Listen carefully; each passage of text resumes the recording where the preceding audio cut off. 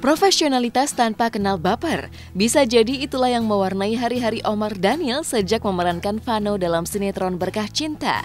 Pasalnya seiring dengan sukses sinetron Berkah Cinta berada di top rating televisi, seiring itu pula peran Omar kian mendulang pro kontra.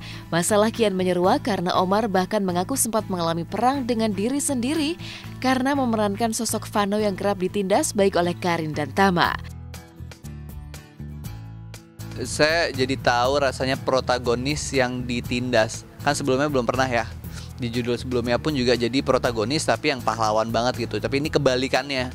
Jadi yang saya dulu respon masyarakat juga termasuk di dalamnya ya. Maksudnya yang dulu dipuji-puji dengan saya yang jadi superhero tiba-tiba muncul nolongin. Tapi yang sekarang ditindas mulu, nggak bisa berbuat apa-apa. Terus respon masyarakat pun juga begitu kan. Pasti juga ada yang komentar nggak enak gitu, ini apaan sih cowok kok lemah banget, terus ini apaan sih nggak bisa ngelindungin adiknya segala macam. Cuman ya itu dia uniknya, jadi saya bisa tahu oh ternyata ada pro kontra, terus ada komentar negatif pun juga harus diterima lah. Yang berarti dengan begitu kan berarti peran kita berhasil dibawakan, amin. Cuman gimana pun tetap ini adalah sempat ada kayak saya kayak ada mind war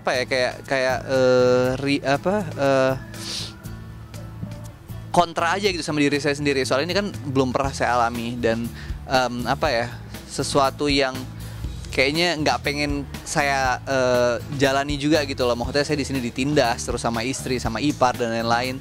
Sedangkan saya sebenarnya anaknya nggak bisa ditindas dan lain-lain. Jadi berbeda sekali karakternya. Itu unik ya. Itu sulitnya untuk bisa menerima itu sih.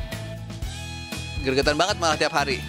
Kayak tiap baca, aduh dihajar lagi. Cuman mau gimana lagi, itu kan bagian dari cerita ya.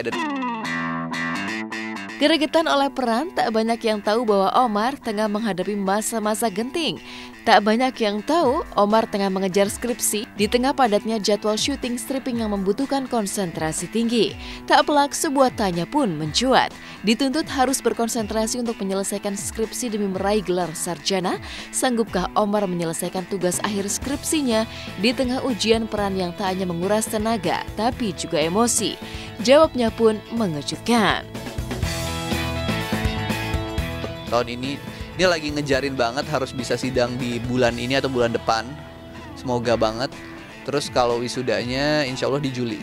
Masalah skripsi nggak sampai ganggu konsentrasi pas lagi syuting. Tapi kayak tiba-tiba teman telepon kayak ngabarin Mar deadline-nya maju nih segala macam, itu yang bikin oke, langsung gue kacau gitu.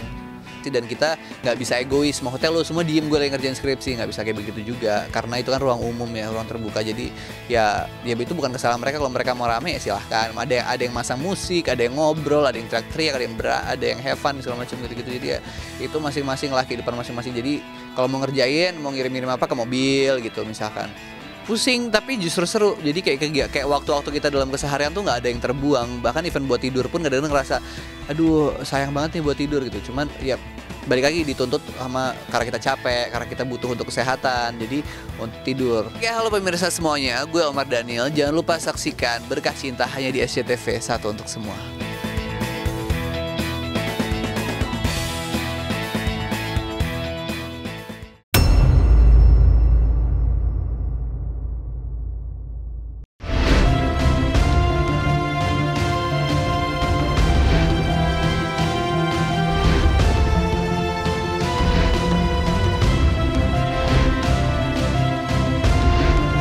Prilly Latuconsina berhasil masuk nominasi pemeran utama wanita terbaik di ajang penghargaan bergengsi Indonesia Box Office Movie Awards 2017.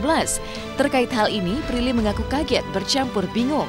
Karena meskipun ia sudah cukup lama berkecimpung di dunia akting, namun untuk di panggung film, Prilly menyadari diri masih baru.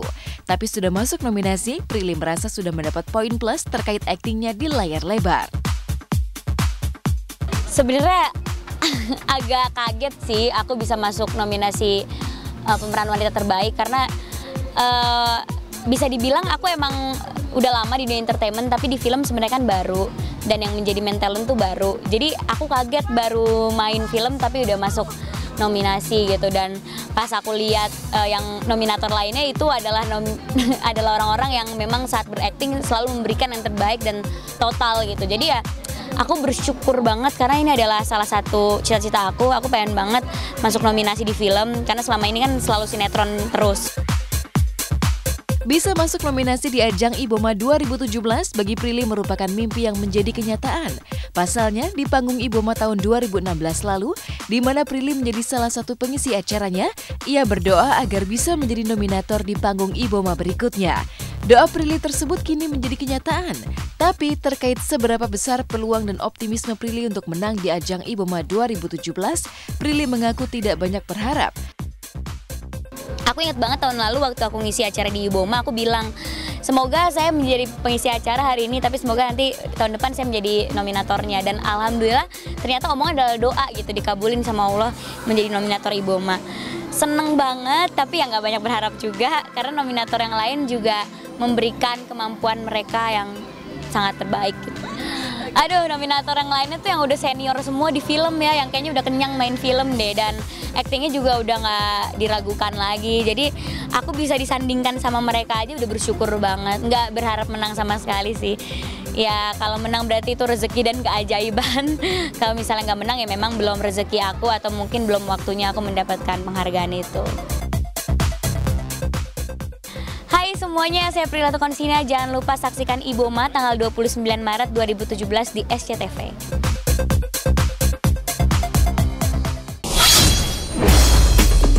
Di segmen selanjutnya, simak seperti apa pengalaman Rizky Nazar dan Dimas Anggara saat syuting film London Love Story 2 di Eropa. Benarkah Rizky sempat mengalami sakit mata? Saksikan Hot Shot usai jeda pariwara berikut ini.